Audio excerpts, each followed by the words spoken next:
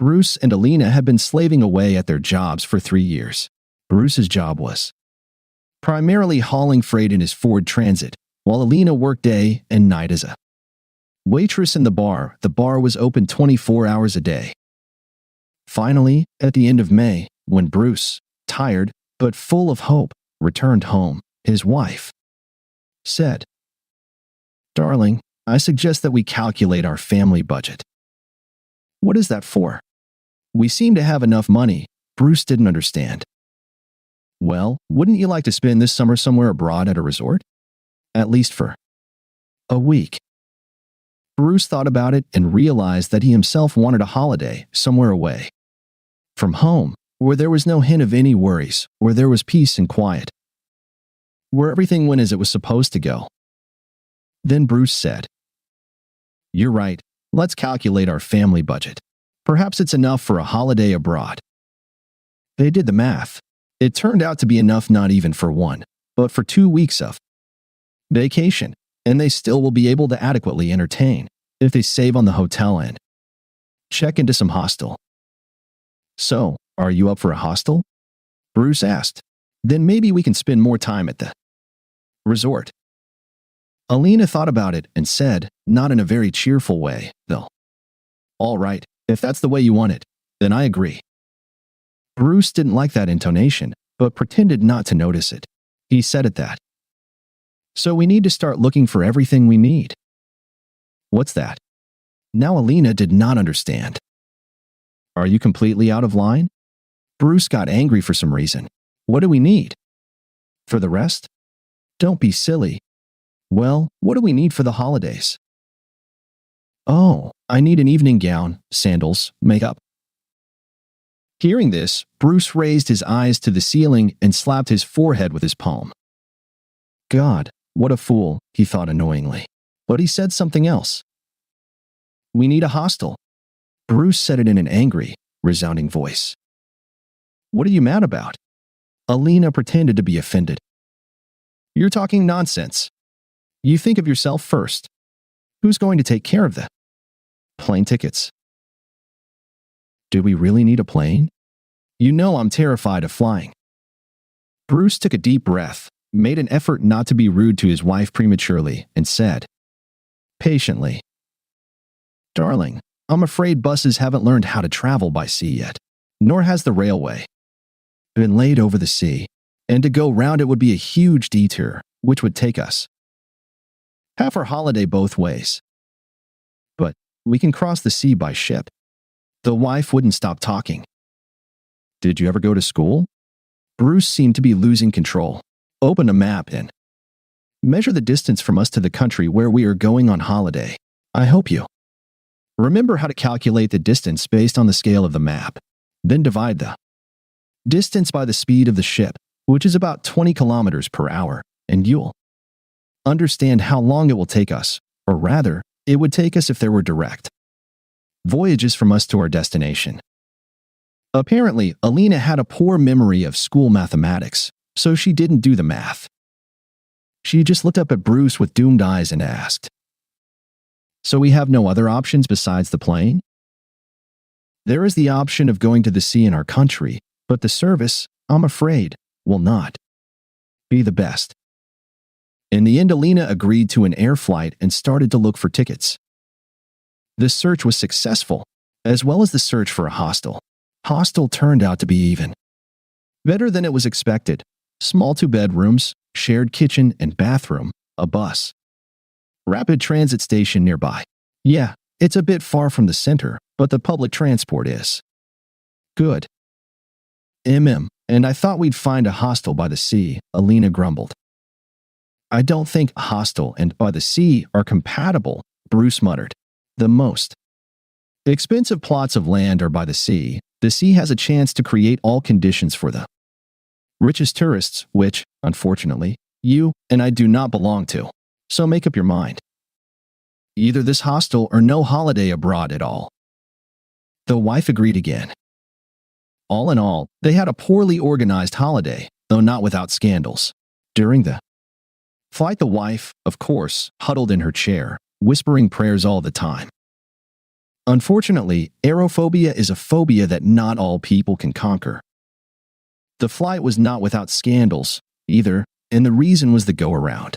The thing is that when the plane touched the runway with its main landing gear struts, passengers could clearly hear both engines revving up. The moment the plane took off, it veered sharply to the right, then to the left, and only then was the plane able to gain altitude. Murderer! Alina barked at her husband. I wish not to listen to you anymore. We almost died. And there's no guarantee that we won't die then. And this she yelled to the entire cabin of economy class. Bruce looked at her with surprised eyes. Go around in a strong crosswind is a natural thing to do, he wanted to tell his wife, but she wouldn't listen. She yelled again. No more planes. If necessary, you will get me a boat, and we will sail across the sea on it. What an idiot, thought Bruce with annoyance. Why did I agree to this bloody trip abroad? Next thing he knew, he was praying that the plane would be able to land the second time. Otherwise, Alina will finish me off, Bruce mentally sighed. However, the plane only managed to land on the fourth time, and every time the plane did go around, Alina cursed at her husband. The final part of the flight was boarding the platform bus in a heavy downpour. My makeup's going to leak, Alina yelled. Shut your mouth, you scum. Bruce couldn't take it anymore. Oh, that's right. I'm the one who's scum. You got me on the plane, and now it's all my fault. I'm sorry I ever agreed to go abroad with you. I should have gone to one of the seaside cities in our country. Or better yet, you shouldn't have gone anywhere at all. You could have rested on our estuary and that would have been the end of it. Stingy, cynical, rotten. I repeat, shut your mouth or I'll hit you right here in the crowd.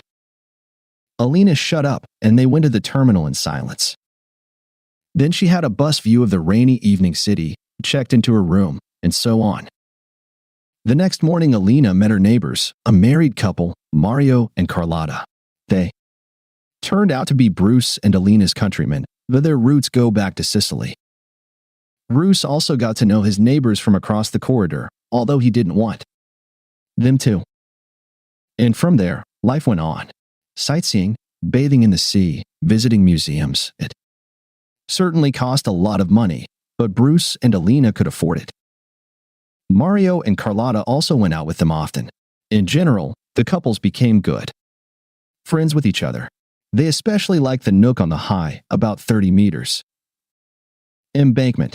Hardly anyone walked here, and the place was hardly lit up at night. But there was a beautiful view of the harbor and the seaport, and a battered and therefore unpopular road descends to this spot from above. It's been a week.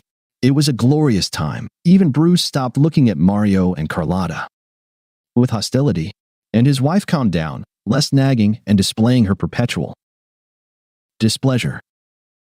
One day it was Mario's birthday, and, of course, he invited Bruce and Alina to a restaurant. It wasn't a cheap restaurant, though.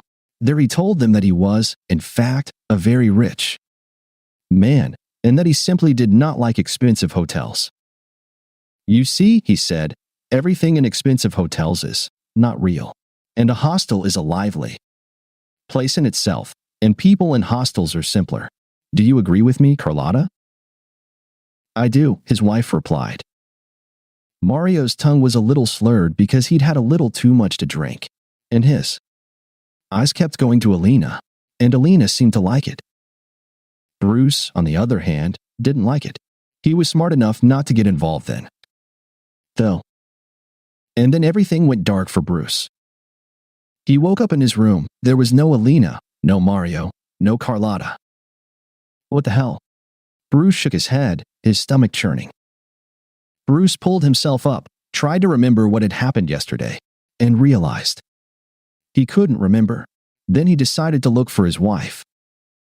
Neither at the hotel nor on the town beach was she present. Maybe she's at the restaurant where Mario had his birthday party yesterday, Bruce surmised and raced to the bus rapid transit station. The wife wasn't at the restaurant either. Right, We need to find out what happened last night, Bruce thought and went to the manager. He called the waiter who had served the table the day before. "That's it, I'm off," said the manager when the waiter showed up. He was a young man, with a blunt round face and a fat belly. "What can I do for you?" The waiter smiled faintly. "What happened yesterday anyway? I woke up in my room and I don't remember anything." "You were unconscious and ill," the waiter said emotionlessly. At the same time, his face was as if it had been made of plastic. "All right, I fainted. Then what?" Bruce became very nervous. "The staff gave you first aid, after which you were taken by taxi to your room." "What about the others?" "I'm sorry, I don't pry into other people's business." Bruce sighed. That unemotional waiter, that plastic face was starting to piss him off. "My wife was there, asshole," Bruce barked. And the waiter, at least he could be scared. But he wasn't, he answered in his colorless voice. "I don't pry into other people's business." Bruce pushed the waiter against the wall, put his left hand on the man's chest and swung his right hand. "Talk, bitch," he hissed. "Tell me what happened to my wife."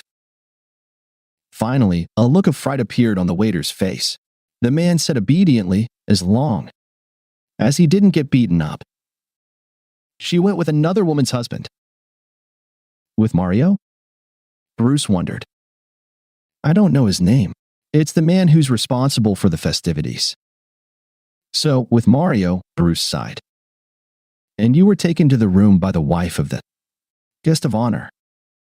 Bruce stood for a moment, thinking about the situation, then let the waiter go. Return to work, non-interfering with privacy. The waiter rolled his eyes. Bruce made a fist and the waiter disappeared. In the days that followed, Bruce couldn't find his way around. His wife was still missing. And he was looking for her. A good holiday had turned into hell. Finally, on the third day of the search, just as Bruce was about to file a police report, Alina came into the room. A little drunk, with amused eyes, she said swaggeringly, "Darling, I don't love you anymore. Mario and I will get married, and you and I will divorce, and you will be left with nothing." "You little shit." Bruce jumped out of bed and slapped his wife in the face. She rushed next door, where Carlotta was crying, and called Mario. "Look, my husband slapped me." "Well, what can you do? He's a bastard." Mario defiantly threw up his hands. "You won't even talk to him?" Alina snarled. "Oh, you mean that?" Mario tensed. "Okay, I'm coming." Bruce watched the whole thing through the open door of his room. When Mario stepped out into the hallway, Bruce followed. Said to Mario, "You wanted to talk to me there, didn't you?" Mario tensed up even more, but replied, "Yes." "So talk," Bruce hummed. Mario swung and punched Bruce in the face. It was a weak blow, and Bruce responded with a much stronger one. Mario collapsed to the floor, then dashed off. Bruce followed him. It was a hot summer night in the city, and lanterns were burning, and merry people were walking about. And Mario was the only one who wasn't in the mood for fun. He was running away, and Bruce soon realized where. To that high embankment, that dark place. Finally, it showed ahead. As soon as Mario ran into the darkness, Bruce stopped. "Gone, you bitch." Bruce thought to himself in annoyance, and at that moment he heard Mario screaming desperately. As it turned out later, Mario, fleeing from the chase, had decided to jump over the low embankment fence, having forgotten that there was a 30-meter cliff and rocks below. Mario's body was never found. A storm that raged through the night swept him out to sea. Bruce's revenge on his wife was much simpler.